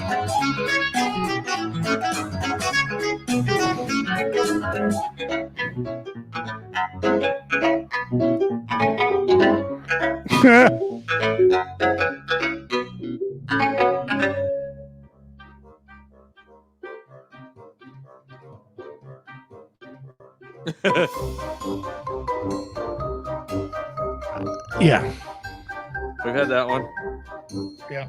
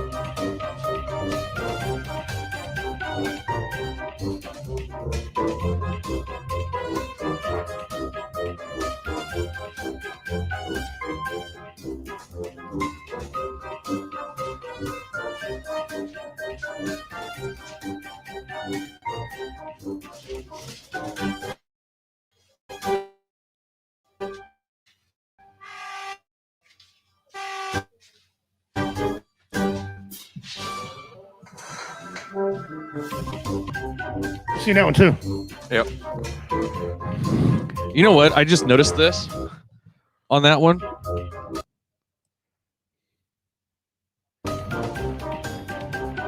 How many lug nuts are? Oh. I caught that too. There's no one lug nut. We didn't catch that whenever we actually had it on the show. I think somebody else did. I don't remember. Reminded us one of this. Yeah. That's been years ago. We had down there. Oh yeah, that was one of our first ones. Yeah.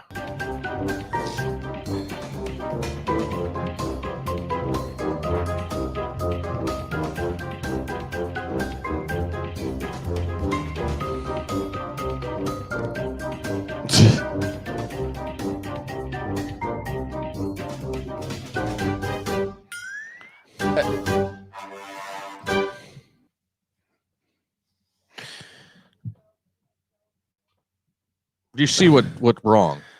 Well, I see. One's got construction and one's got a bucket, and there's an actual helmet Right there in front of him. Yeah. No, it is a scooter after all, but still. Wow. Okay, there's a tandem bicycle for you. That looks like something I'd build. Probably. Bathroom seat chinga.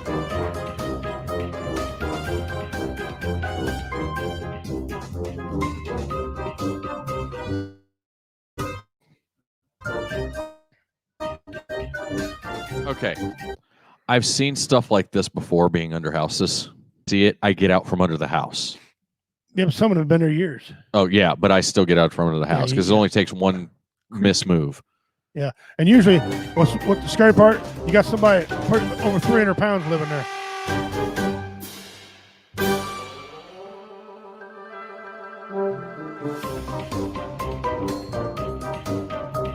Reality.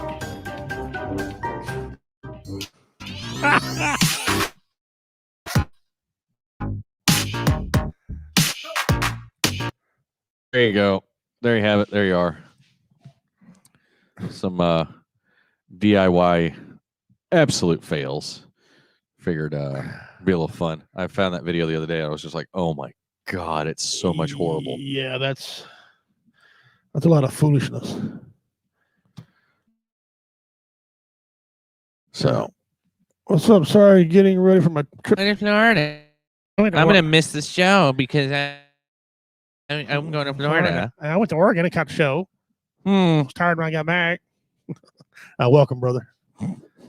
Hey, we love giving Daryl shit. Well, you might be able to come to a big event, Daryl. We get what we got conference coming up. You have no excuse not to come to Junior Warrior Fest this year. Yep. Comedy Bash. Comedy Bash. Yes, that's correct. That's correct. All right. Well, that was be in your backyard. Not literally, but kind of.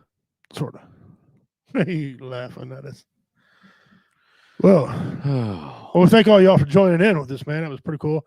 Start off talking about a subject that Goose and I are very passionate about. You know, the twin, which we both agree when the new numbers come out, it's going to iron that, unfortunately. So anyway, today's the 22nd of June, so we want to thank you for joining in. Things you can do, things not you do. You know you. Okay. You know you. If something, whatever bothers you, that you can't be around, might put you in a sad, crying mood, avoid them things. If you like music, somebody said earlier they like music. You like music, get your music on. If you like comedy, get your comedy on. Racing cars, hell, mudding, whatever you like to do, shooting, hunting. There's a plethora of things. By the way, I seen that plethora. I seen it actually spelled out the other day. So that's how you spell that word. Mm-hmm. But there's a plethora of things. November 6th, Dean Daryl. Yeah, November 6th. Yep. 7 comedians, and hopefully you get one of the good bands in the area. Stay tuned. We're giving away a car to a veteran. He's getting possibly. We're trying to. He's going to have a Thanksgiving meal lined up. That Thanksgiving meal part's already guaranteed. Sponsored by OVB, so you're taking care of that. Right down at the bottom, right down there. There. So in time, guys, I'm raising money to help veterans. So maybe no Warrior Fest this year, but you know what? We're going to do something. Yep.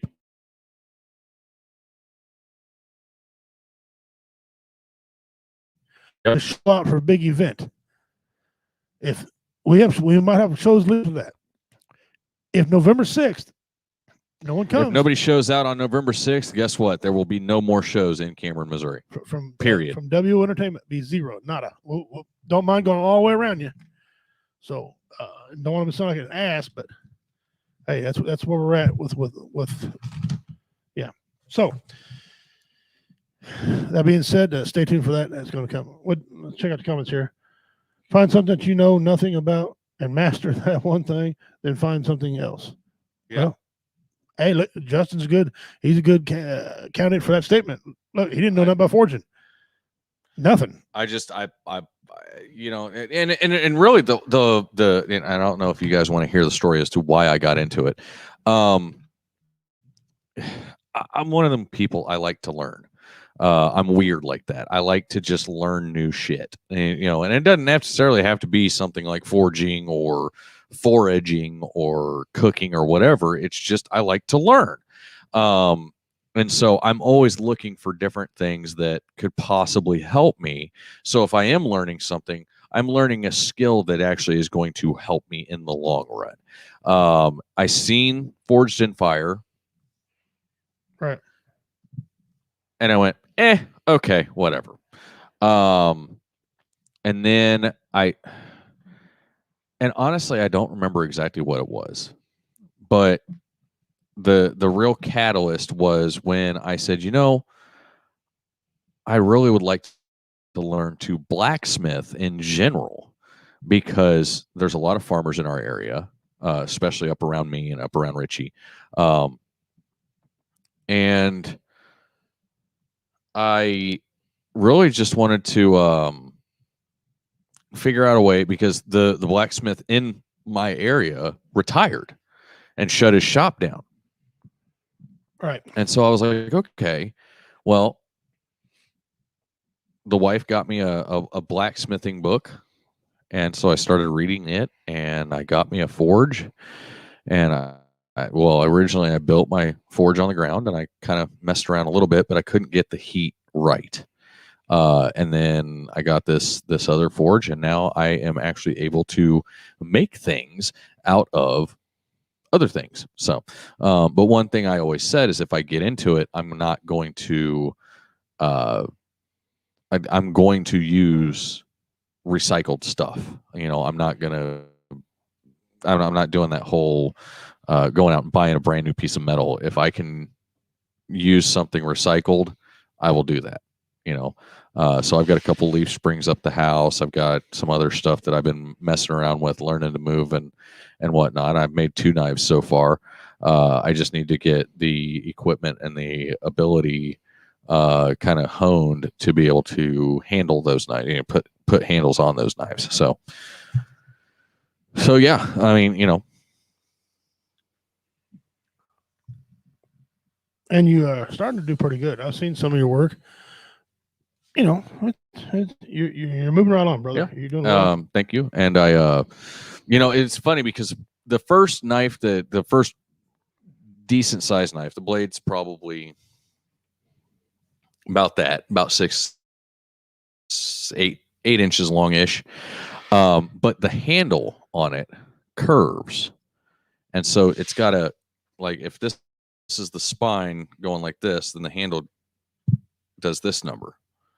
And the reason for that, and at first I was going to straighten it out, but whenever I grabbed it and I put it in my hand, the way it fit in my hand was just so perfect.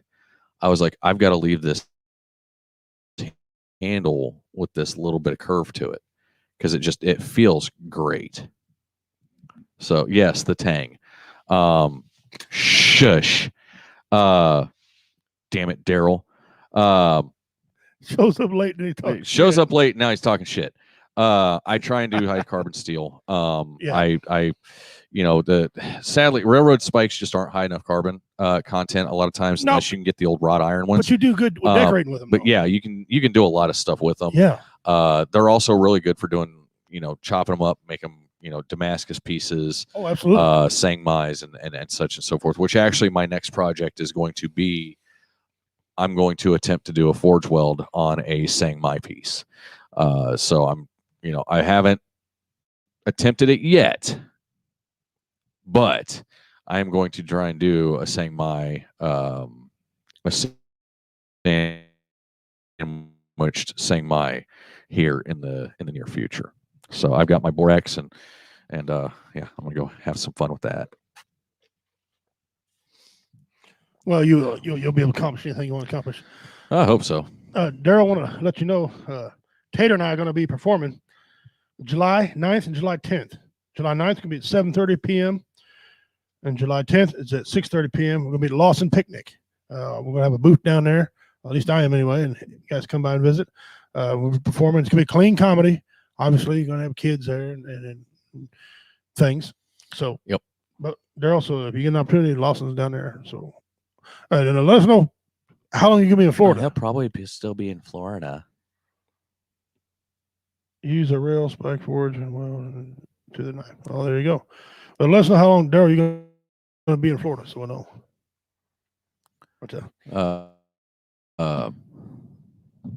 Real quick, for those in the area that are watching, and we know we got local people watching because we check the numbers all the time. You guys can't hide. Comment, by the way. Don't be scared to comment. Apparently, and Justin, I think you were talking about this earlier, there's some dipshit who got his black Dodge Charger painted with Highway Patrol on the side of it. Doesn't even say Missouri Highway Patrol. It just says Highway freaking Patrol on the side of it. He's got numbers for license plates. In Missouri, it has to say HP. He's got a regular license plate. He's got a regular license plate on his freaking car. It's moron, right? And he's pulling people over, writing a ticket. The ticket book says New York City, not New York, Missouri. New York City from New York. Okay. And they got a white van. The troubling part is they got a white van following them sometimes, and they kind of nose in. So I don't know if there's sex trafficking or what's going on. But is this guy stupid? Especially up in that area. Don't he realize? I've got one thing to say to that guy. There's guys with like guns, and if they feel they're being harassed, and he ain't a real, especially when they find out he ain't a real cop, the phone call to 911 is going to sound like this. Yeah, is this 911? Hey, you got some dude impersonating a cop. He's dead on the side road. But check his vitals. No, he's dead laying against my door. I can't open the door. And apparently there's a couple guys in his van. They're not breathing either. How do I know they're not breathing? Because I pumped 2 in their ass. You might want to come get me on the side of the road here. Help. Right. Come on, man. Really? So, Daryl, don't fall for that. Don't get in the van unless that's your thing, Daryl, to get in the van. But writing tickets out of New York. Dean says, I have a buddy who has a Charger. The doors have FBI decals. It says female body inspector. That's funny. That's funny. You see him pulling people, giving tickets. Yep. That was, I heard that, and I read that online because I didn't believe him. And I was like, shut your mouth. You're kidding me. By Gallatin. Somebody's going to die. Somebody's going to get shot. So, you see the news, it's going to be reverse news. Instead of cop shooting somebody, it's going to be a fake cop get shot. And you know what? Yep. Hey, dumbass. Hey, whatever, dude. That is a F around and find out award if there ever was one. Yes. Yeah. Stupid. So, I'm trying to think. You got anything else? Only top 10 I had was, I wanted you to take a look at was top 10 shoes. Or boots, either one. Both of them are messed up, but top 10 shoes. You'd be surprised what the top 10 shoes are.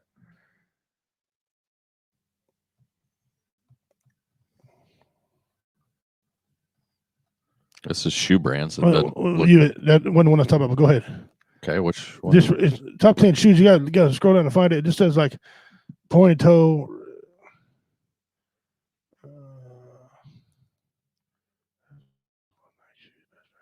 Best shoe manufacturer. No, we know who they win that one. That's easy. That's not run shoes. Huh.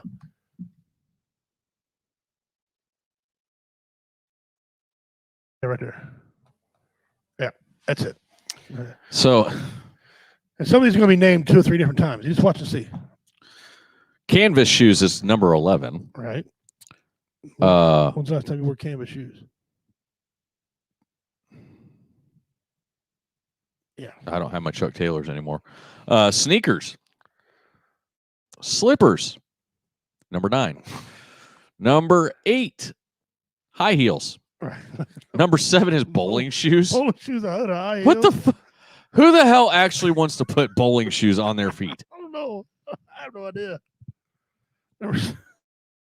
Dress shoes. Number 5. And boots have their own category, so why they're on here for, I don't know. But boots. Yeah. Number 4. Number 4, sandals. Number 3, high tops. And number 4, get back to sandals real quick. Sandals, there's 2 different types of sandals. There's flip flops and there's flip flops. There's slides. There's sandals. Yeah. There's actually 3 types. 3. So I mean, number 4 should have been more broke down, dummies. Yeah. Number 3, high tops. I like high top shoes. I've got a pair of high tops. Yeah. Number 2, mid tops. Yeah, I have a pair of them. And number 1, low tops. What isn't every shoe a low top? If it's I don't know. if it's not a mid top, I mean.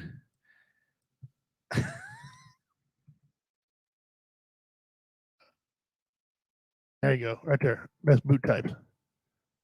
That's his booty. Never mind. Whoa. Family friendly here.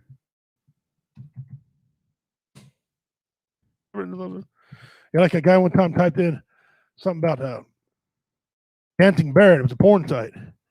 He freaked all out. Right in the middle of his church.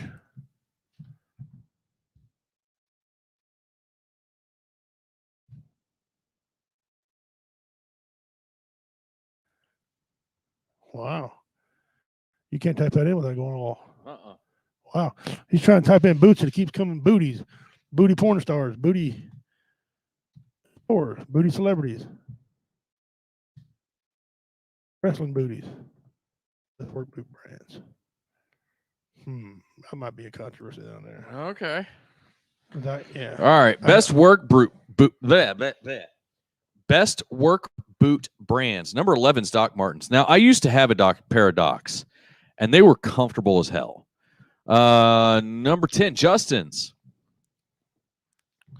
Your boots are top 10 best? I guess. Well, congratulations. Number 9, Thorogood. I'm waiting for my check. George's boots are number 9. Yep. Thorogoods. Golden Retrievers are number 8. I never heard of that. Never heard of them. Westco is number 7. Never heard of those. Timberland. Ooh. Okay. I had a pair of Timbs back in the day. Did you like them? Comfortable. Yeah. Yeah. Okay. Number 5, Georges. Georges are yes. I had a pair of Georges whenever I was in. The Georges are basically knockoff Carolinas. Right. But I had a pair of Carolinas and a pair of Georges whenever I was in the Marine Corps, and you could get such a beautiful shine on them. Yeah. Oh my God. I like walking in pillows, man. Oh yeah. Yeah. That's nice. Wolverine. I had one of them for 10 years. Wolverines are great. Couldn't Cat. Man, I had a pair of cats, and they lasted me about 6 months. Yeah. See, my brother, he wears cats all the time. Says they're the best boots. So I don't know. They were comfortable, but they blew out quick on me. Yeah. Number 2, Chippewa. They're loggers. Okay. Well, all right. And then number 1, Red Wings. I've had some of those too. I agree with the Red Wings. Red Wings are really good. Yeah. If it had been Wolverine Red Wing, I wouldn't have had a problem with either one of them. Yeah. What you didn't see is the ones at Walmart, so the damn Brahma boots. I used to buy a pair of them every 6 months. Oh yeah, them things blow out easy. And having a wide foot, it puts a lot of pressure on there. Yeah. Yeah. I agree with that. That one wasn't half bad. That's probably the best list they've ever had on there. Tim's. I don't know about Tim's anymore. I had them as hiking boots, and so they were really good. Those are suede, wasn't Timberlands. Oh, Timberlands. Yeah. Yeah. They were leather and canvas. Yeah. Kind of a mix of the two. And I wore those things for probably 2 years. Ariat. Now I got a pair of Ariat that I perform on stage with. They're Ariats, my cowboy boots. Yeah. Like them. Oh, I've got a pair of Ariats. I've got a pair of Corrals too. Corrals are really nice. Are they good? Oh God. But the only problem is if you have a wide foot, they don't make anything real wide. Yeah, see, that's like I've got mine are super skinny. I'm gonna have to take them up to the boot shop and get them stretched because they're really, really skinny.